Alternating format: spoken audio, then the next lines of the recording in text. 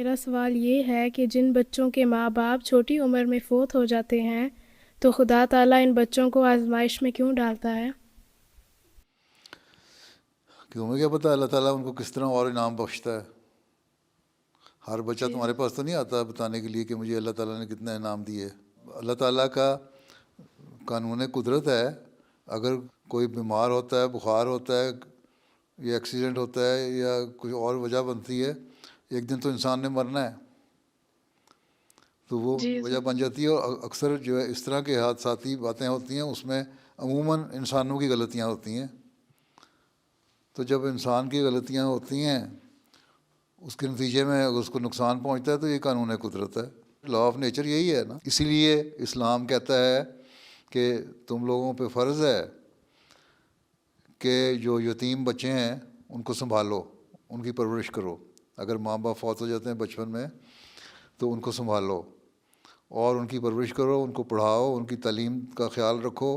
اگر ان کی جائیدادیں ہیں تو قرآن شریف میں یہ بھی لکھا ہے ان کی جائیدادوں کا خیال رکھو، اور جب صحیح عمر کو پہنچ جائیں، جب وہ سنبھال سکیں اپنی جائیداد، اپنے ماں باپ کی پراپرٹی، تو ان کے سپرد کر دو. اور ان کے پرورش کرتے ہوئے اتنا نہ کھاؤ کہ کو ہم ختم کر دیں ان کے بڑے ہونے سے پہلے بلکہ حضرت صلی اللہ علیہ وسلم نے فرمایا کہ میں اور یتیم کی پرورش کرنے والا قیامت کے دن اس طرح ہوں گے. 2 انگلیوں کو ملا کے بتایا کہ ہم ایک جگہ ہوں گے. اتنا بڑا مقام دیا یتیم کی پرورش کرنے والے کو حضرت صلی جی اللہ علیہ وسلم نے. جب اگر کسی وجہ سے فوت ہو جاتے ہیں ماں باپ اور بچے یتیم ہو جاتے ہیں تو معاشرے کا، سوسائٹی کا، جماعت کا کام ہے ان یتیم بچوں کو سنبھالے، پڑھائے، ان کی بڑھوتری کرے. اگر ان کے پاس وسائل ذرائع نہیں ہیں تو ان کو پوری طرح وسائل مہیا کر کے ان کی تربیت کے سامان پیدا کرے. اور اگر ان کی جائیدادیں ہیں تو اس میں سے ان کو بھی سنبھال کے رکھے، اور جب بڑے ہوں تو ان کے سپرد کر دے. اور اگر کوئی پرورش کرنے والا ایسا ہے جس کے پاس اتنے وسائل نہیں ہیں کہ ان کی پرورش صحیح طرح کر سکتے، تو پھر مناسب طور پر ان کی جائیداد میں سے تھوڑا تھوڑا ان پہ اوپر خرچ کرتے رہو جس طرح ان کے ماں باپ نے خرچ کرنا تھا. اور پھر جب وہ بڑے ہو جائیں تو ان کے سپرد کر دو. یہی ہمیں حکم ہے اللہ تعالیٰ کا.